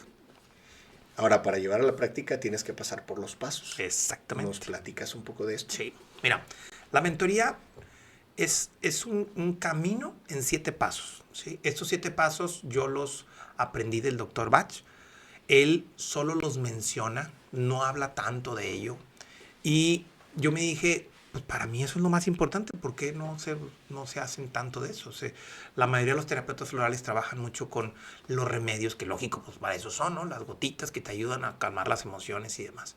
Pero yo decía, es que si entendemos esos 7 pasos y los llevamos a la vida, todo se soluciona. No necesitamos absolutamente nada. Entonces son 7 pasos emocionales o estados de emoción que te van a llevar a final de cuentas a conducirlo. Y estos 7 pasos yo los dividí, esta reflexión sí, pues me la inventé yo a final de cuentas, aunque pareciera que Edward Bach, o más bien, Edward Bach no dijo esto que te voy a decir ahorita, pareciera que así los acomodó, porque tienen ese orden. Los 7 pasos son paz, esperanza, fe, alegría, certeza, sabiduría y amor. ¿Sí? Son 7 estados de curación o 7 estados emocionales para transcurrirlo. Y entonces analizándolo, en alguno de los cursos, de repente utilizo mucho el pizarrón, entonces ahí estaba en el pizarrón todo listo y puesto. Y cuando los escribí yo le dije, mira, pero aquí hay otros 4 pasos en medio de estos. Y yo, con mis alumnos me dijeron, ¿por qué? Y le dije, mira, estos 2 primeros, la paz y la esperanza, como que es un detente. ¿Qué hay paz? Simplemente no hay nada, todo está tranquilo. No hay nada que resolver, no hay nada. Entonces, el primer estado de paz es ese estado en donde no tienes que moverte. En donde literalmente, sin importar nada, estés quieto. El segundo paso es la esperanza. La esperanza se ha malentendido desde mi punto de vista muy chueco en muchos aspectos. Porque piensan que tener esperanza es esperar algo. Y yo no, tener esperanza es no esperar nada, porque sabes que va a llegar. Tener esperanza es esa sabiduría de decir, todo llega en su momento cuando tenga que llegar. Así que no tengo por qué desesperarme porque no llega. ¿Sí? Entonces, esos 2 estados, o este primer paso de tener paz y tener esperanza, es lo que hace que estés contigo, que te conectes con tu virtud, que te olvides de los problemas. Lógico, sí los vamos a resolver, pero en los siguientes pasos. Entonces, cuando tú ya vives la paz y vives la esperanza, vas a poder pasar a ese segundo paso, que es el de regular el movimiento, que te muevas hacia donde quieres. Y entonces empiezas a tener la fe, que es el tercer paso del proceso. La fe, que es el que te arriesgues, el que hagas las cosas. En mi caso, por ejemplo, creo que la fe entró cuando me despidieron. Y cuando yo le dije, pues ya no quiero trabajar para nadie, quiero trabajar por mi cuenta. Me dijo, loco, ¿qué vas a hacer? Pues, no sé. Y eso es tener fe, sin tanto de entendimiento, sin tanto proceso, es literalmente hacerlo. El siguiente paso después de la fe es la alegría. La alegría no es estar contentos. La alegría es lo que los ofrecen los niños. ¿Sí? Quieren ver una lucecita y van, y les gusta, y la van por ella. ¿Sí? Sin embargo, al menos en mi caso, esa lucecita era una luz roja de complicaciones, y ahí iba y me estresé y me enojé cuántas veces y demás. Entonces hoy vivo la alegría porque hago lo que me apasiona. Cuando en su momento de repente digo yo, qué bárbaros, estoy aquí trabajando, dando esto, platicando, me divierto un chorro y todavía me pagan. Y eso es la alegría. Entonces pasamos en estas 2 instancias, ¿no? Primero me detengo, después me muevo. Después de ahí viene el tercer paso, que son otros 2 estados, que es el del aprendizaje. Definitivamente, si tú dices, todo está bien, no funciona y hago las cosas que me gustan, ¿el éxito va a llegar? La verdad es que no. Tienes que ir aprendiendo porque te vas a topar con cosas. Así que el quinto paso es el de la certeza. ¿Qué implica? Que sigas en constancia haciendo lo que te hace bien, lo que te mantiene en paz, lo que te mantiene en esperanza, lo que te mueve en fe y que aparte te alegra. Así que sigue por aquí. No funciona, tú síguele, tú síguele, tú síguele. Porque después viene el sexto paso, la sabiduría, que es en donde se da el aprendizaje formal. ¿Sí? Definitivamente, si tú le dices a un niño, tú haz lo que tú quieras y vas a ser feliz, no va a funcionar así. Se va a empezar a topar con historias. Así que la sabiduría es este estado emocional en donde tú te conectas con el aprender. Si le estás dando por un lado y no funciona, échate para atrás. Mantente en paz, mantente en esperanza, mantente en fe, en alegría y en certeza. Regula algunas cosas y vuelve a intentarlo. Si tú vives esos 7 estados emocionales, si tú vives estos 3 pasos y estos 6 estados emocionales, vas a poder vivir el séptimo estado emocional, el que es el que realmente te va a hacer feliz, que es el estado del amor. Cuando te amas a ti mismo, es que puedes ofrecer amor al mundo, pero no puedes amarte si en su momento no tienes paz, esperanza, fe, alegría, certeza y sabiduría. No puedes decir que te amas si te entrincas con todo eso.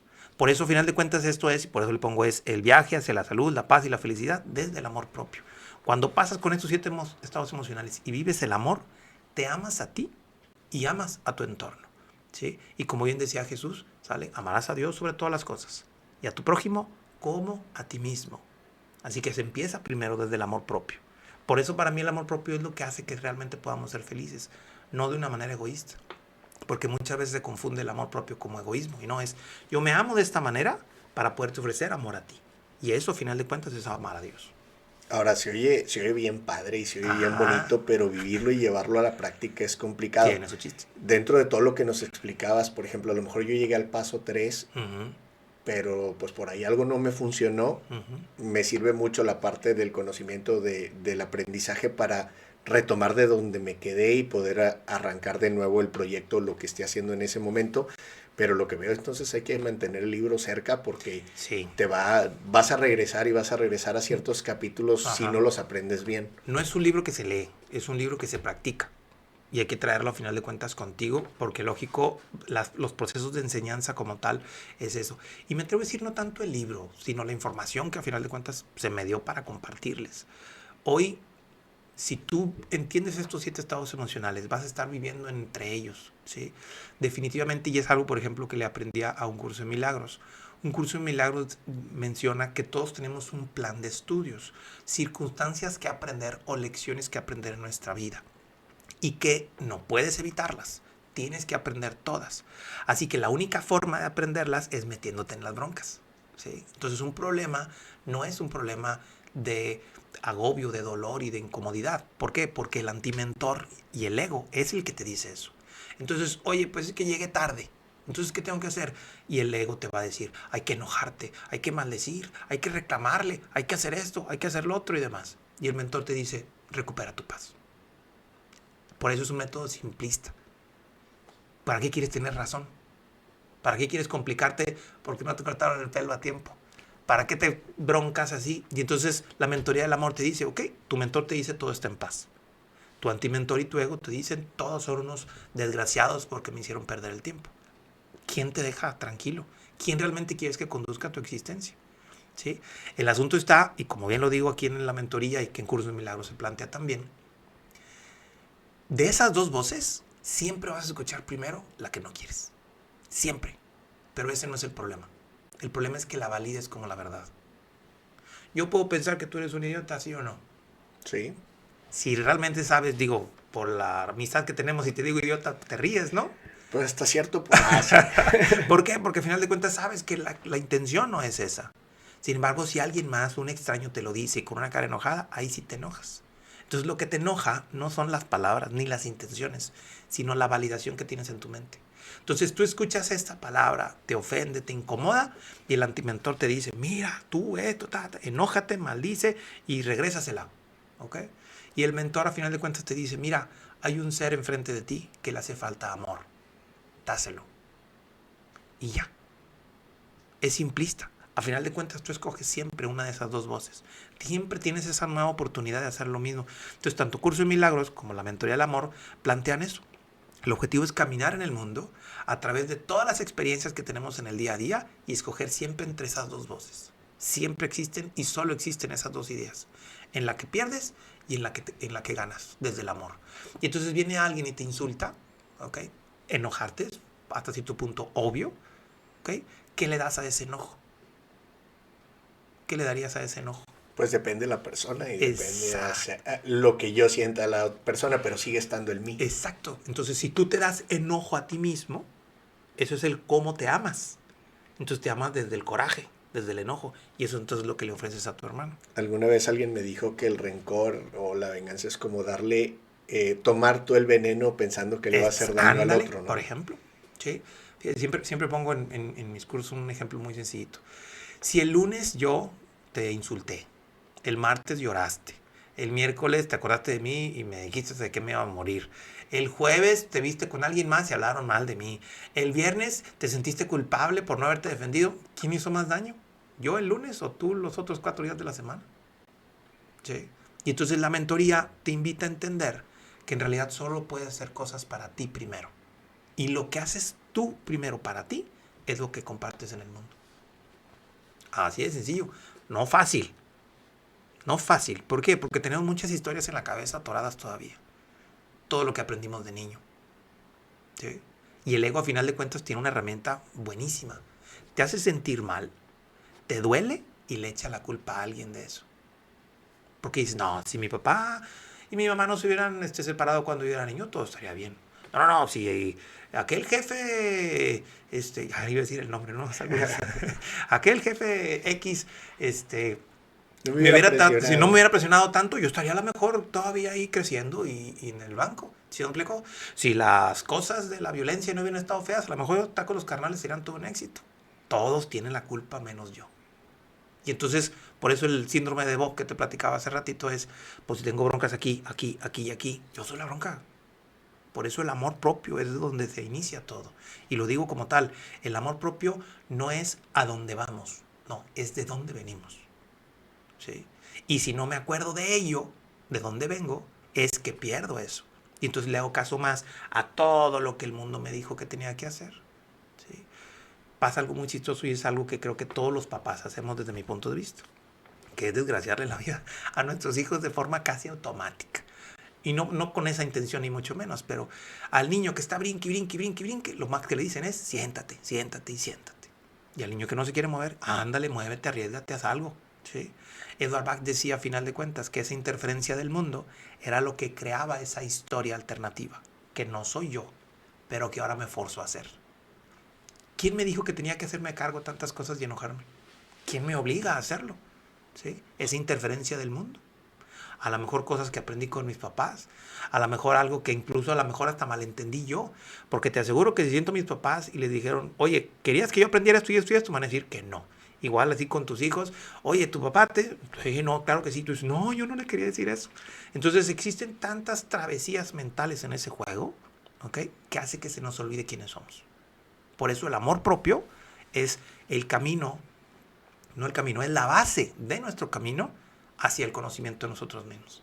Si no tienes amor para ti y eliges más amar a los demás, lo único que vas a hacer es encontrarte a esta ¿cómo le llamé la vez pasada? Este amor romántico. Te necesito. Soy feliz porque tú estás conmigo. Y eso no es amor. Eso es un contrato de conveniencia en donde si te pasa algo, voy a sufrir. ¿Sí? Y entonces terminamos metiéndonos todos. Y eso es de alguna otra manera el camino de la mentoría del amor. Carlos, pues gracias por toda la información que nos has estado compartiendo, pero algo bien importante, ¿dónde podemos conseguir el libro para seguir aprendiendo sobre la mentoría del amor? Muy bien, principalmente, y agradecerte a final de cuentas también por este espacio, principalmente en Amazon, directamente lo puedes tú conseguir ahí, ahora sí que en cualquier parte del mundo lo puedes adquirir. También aquí en mis oficinas tengo una cantidad de libros disponibles, yo estoy aquí en la colonia Las Brisas al sur de Monterrey, así que me puedes contactar por las redes sociales para pedírmelo y solicitármelo. Y hace poquito también lo pusimos a la venta en Publiarte, ahí en Vasconcelos, en el área de San Pedro. Hay una plaza comercial en donde también lo pueden encontrar, que es los 3 lugares ahorita donde se puede adquirir. Vamos a estar poniendo también en la descripción del video, pues en donde lo pueden encontrar, la liga de Amazon y todo esto, pues para que más personas se alimenten con esto que es la mentoría del amor, el viaje hacia la salud, la paz y la felicidad desde el amor propio. Es correcto.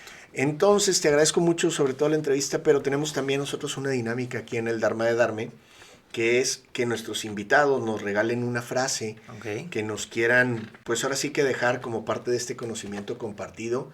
Y te voy a pedir que nos ayudes también y nos regales una frase y después que nos expliques por qué nos vas a dar esta frase. Claro que sí. Y a las personas que nos están acompañando o que nos están viendo este video o este podcast, recordarles que cada 15 días estaremos con un nuevo episodio de El Dharma de Darme y tendremos más historias, más testimonios de personas valiosas que han vivido o enfrentado situaciones que de alguna manera nos pueden ayudar a nosotros también. Agradecer a todos los que han visto los episodios anteriores. La verdad, si no los han visto, regresen a ellos. Por ahí suscríbanse en el canal y déjenos sus comentarios. Si tú eres una persona que consideras que tu historia vale la pena y nos puedes dejar algo de enseñanza, la idea de este canal es compartir, así que te invitamos a que te subas a este esfuerzo de poder compartir y crear contenido positivo para todos. También aprovecho para agradecer a nuestro productor Eric Garza, que nos está acompañando el día de hoy, y pues de nueva cuenta invitarlos a que nos sigan en nuestras redes sociales y sobre todo en este programa o en este canal de El Dharma de Darme. Carlos, la frase que nos vas a regalar. Muy bien, la frase de hecho es justamente inspirada en mi libro y se plantea de esta manera: los actos pequeños y constantes hechos con amor te conducen a la felicidad. Esta intención o esta frase, este libro incluso, me atrevo a decir que es justamente eso, es olvidarte de lo grandote, del mañana, de lo que podrías hacer y que te enfoques a lo que hoy tienes que estar haciendo. Y si estás con alguien en esta historia, compartir con amor. Así que esos pequeños actos es lo que hace que podamos transformar el mundo. Me atrevo a decir que si todos practicáramos esta idea, sería el mundo perfecto. No tendríamos problemas, simplemente veríamos a alguien que necesita amor y se lo daríamos. ¿Dónde? Desde el amor propio.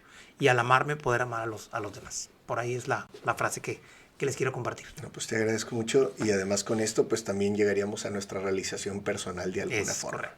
Y bueno, como tú nos regalaste es tu tiempo, sobre todo tu historia, y ahora esta frase, nosotros también queremos regalarte por parte de la producción. Este pequeño obsequio es un detallito, por ahí, espero que reconozcas a los personajes. Sí. Y si nos puedes leer por ahí viene una frase. Ok, muchas gracias por empezar, está muy bonito. La frase dice, la alegría se produce cuando lo que haces está alineado con lo que amas. Aram 2:25. Y justo lo sacamos de tu libro. Como te digo, tiene grandes frases, grandes enseñanzas y yo creo que la tenemos que aprovechar todos. Y fíjate que se alinea justamente a la frase que te dejé. ¿Sí? De alguna otra forma, esos pequeños actos de amor, o sea, te alineas a lo que amas, pues al final de cuentas se produce esa alegría en este mundo. Muchas gracias, la verdad es que me gustó bastante ver reflejado a mi familia en esta imagen y a mi libro también. Y bueno, ahora, pues ahora sí que la última pregunta, ¿con qué te quedas de esta entrevista? Primero que nada, con un agradecimiento para ti. No había pensado en todo lo que me ha pasado y en todo lo que he vivido como tal. No marcaba tanta importancia incluso de todas las cosas. Entonces me quedo primero que nada con el agradecimiento y también me quedo con el que todo lo que me pasó es parte de un proceso y es parte justamente de eso que creo que combina bastante bien con lo que dices tú. Es parte del darme, es parte de todo lo que he venido a hacer en este mundo y que al hacerlo me hace feliz. Así que me quedo con esa historia de que voy bien, voy avanzando y que me faltan muchas cosas todavía para seguir dándome en este mundo. No, pues muchas gracias y la verdad es que también quiero agradecerte porque has sido de los impulsores para que este canal pudiera salir adelante. En reiteradas ocasiones hemos intentado y vamos creo que por buen camino, hemos recibido buenos comentarios. Entonces te agradezco mucho tu tiempo, la confianza en compartirnos y sobre todo pues el empuje que nos has dado para salir adelante con este canal del Dharma de Darme. Un placer, gracias a ti también. Y bueno, para las personas que nos están viendo, les recordamos cada 15 días un nuevo episodio del Dharma de Darme. Espero que les haya gustado, déjenos sus comentarios y si les gustaría ver alguna historia que está en su entorno, compártala con nosotros también por redes sociales o en los mismos comentarios. Síganos, todo lo que dicen regularmente en estos videos de sigue, da like y todo eso, se los agradecemos mucho. Hasta la próxima, bendiciones para todos y esto fue el episodio 3 de El Dharma de Darme.